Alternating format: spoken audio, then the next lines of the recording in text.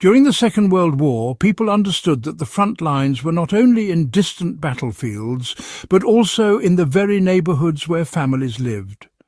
Air raids, sabotage, looters, and the possibility of invasion turned kitchens and gardens into spaces of defence as much as survival. Governments issued manuals, communities shared knowledge, and ordinary men and women learned quickly how to protect their homes with whatever means they had. These tactics may seem like relics of a desperate time, yet they carry practical lessons for anyone thinking seriously about preparedness today. For the next few minutes, let's uncover the forgotten defensive strategies that families relied on in wartime and see how they can be adapted for the modern homestead or household. WWII showed that even the most modest dwelling could be turned into a stronger position with simple adjustments. Windows were not only blacked out but also reinforced with tape in crisscross patterns. This reduced shattering from bomb blasts, but it also kept glass from becoming dangerous shrapnel during explosions nearby. In rural homes, shutters were strengthened with sandbags or boards, and cellars were repurposed as both shelter and storage for valuables. The message was simple. A house should be more than shelter, it should be a shield.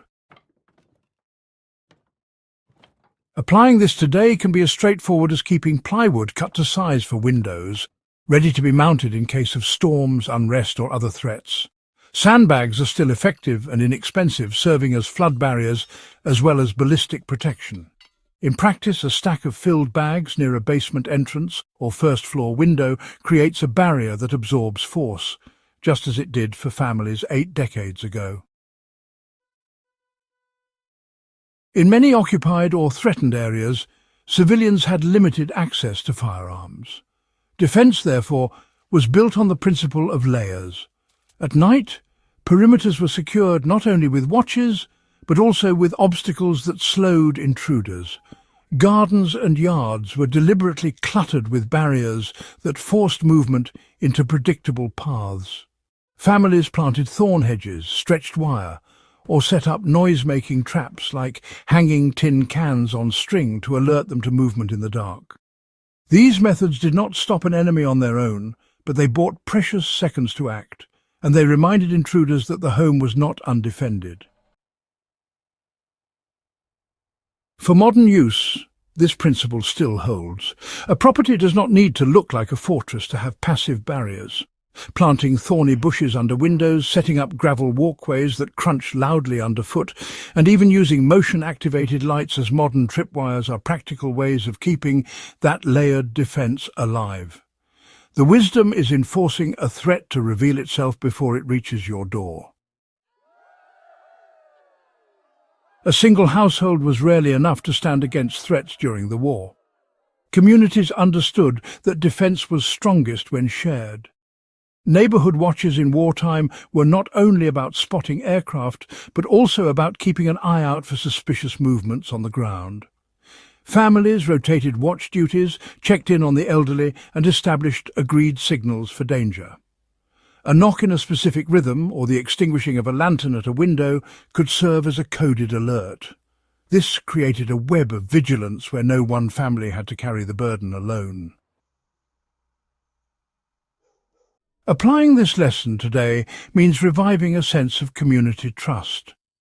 On a homestead or in a suburban neighbourhood, establishing clear communication with trusted neighbours can make the difference in a crisis. A modern equivalent could be two-way radios shared among a small group, pre-arranged codes for text messages, or even something as simple as an agreed set of hand signals or whistle blasts.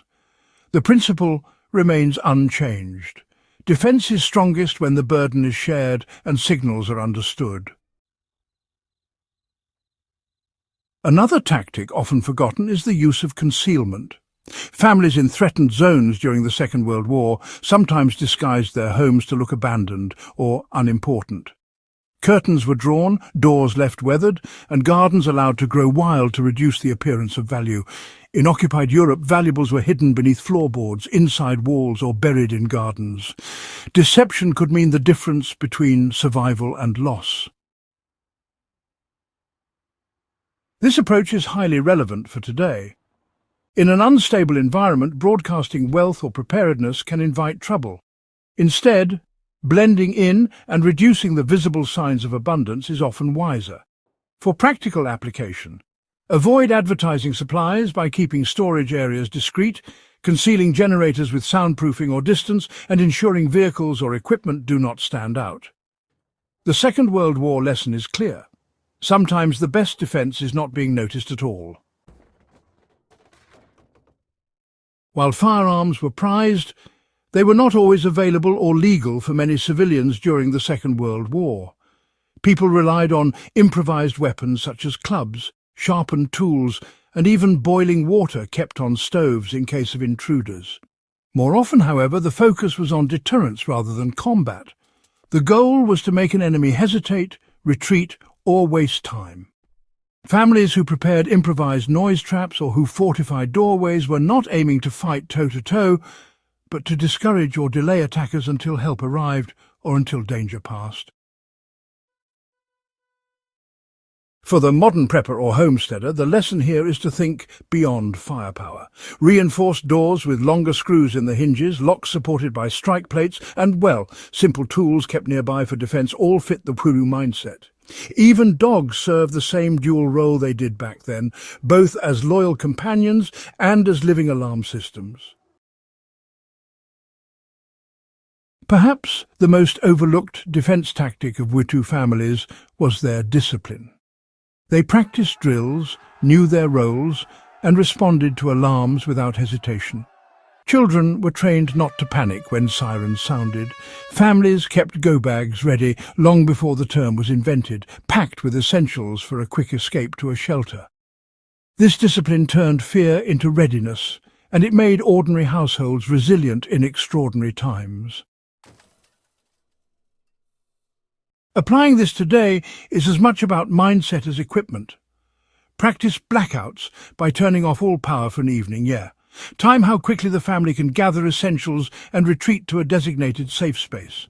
Run through communication plans so each member knows what to do without hesitation. Just as in the 1940s, discipline is what transforms a plan on paper into a habit that saves lives. The forgotten home defense tactics of the Second World War were born not in military manuals, but in kitchens, gardens and small-town streets. They were the strategies of ordinary people thrust into extraordinary circumstances, and they proved their worth in keeping families safe. What they left behind is not only history, but also a toolbox for anyone who values preparedness today. Reinforcing windows, creating layered defences, sharing vigilance with neighbours, using concealment wisely, and maintaining discipline. These are timeless approaches that matter whether the threat comes from nature, unrest, or anything in between.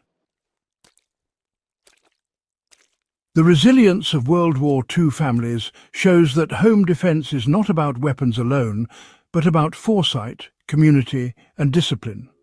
Their forgotten tactics still work today, waiting for those who choose to learn from them. If this deep dive into wartime defence has given you insights worth carrying forward, make sure to subscribe to the channel and share this video so others can rediscover the strategies that protected families in the darkest of times.